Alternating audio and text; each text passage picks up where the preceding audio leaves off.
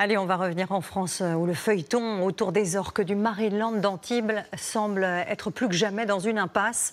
Les spectacles avec ces animaux seront bientôt interdits. Le parc a donc fermé ses portes, mais personne n'arrive à trouver une solution pour les cétacés.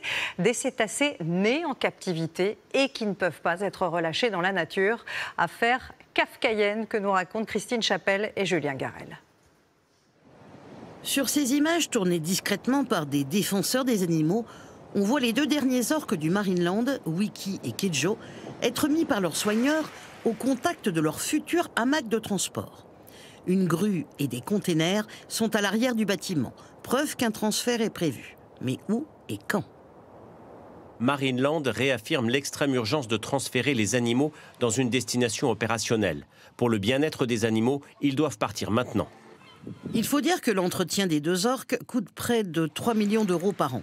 Difficile à tenir sans visiteurs et donc sans revenus. Le Marineland a proposé un transfert vers un parc au Japon, refus du ministère de l'écologie au nom du bien-être animal.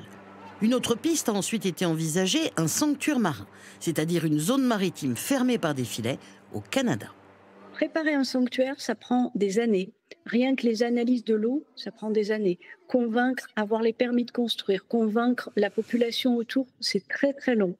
Tout ce travail-là a été fait. Il faut simplement maintenant l'accord de la ministre pour construire le bassin qui accueillerait Wiki et Kejo.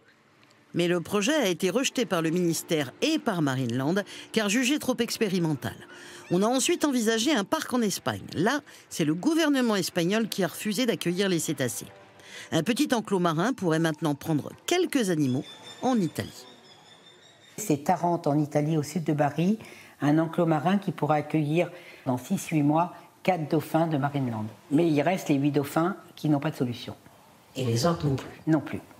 Interdire les spectacles au nom du bien-être animal est une bonne chose, mais assurer la survie d'animaux nés en captivité nécessite du personnel, des soins et va donc coûter de l'argent. L'enfer est souvent pavé de bonnes intentions.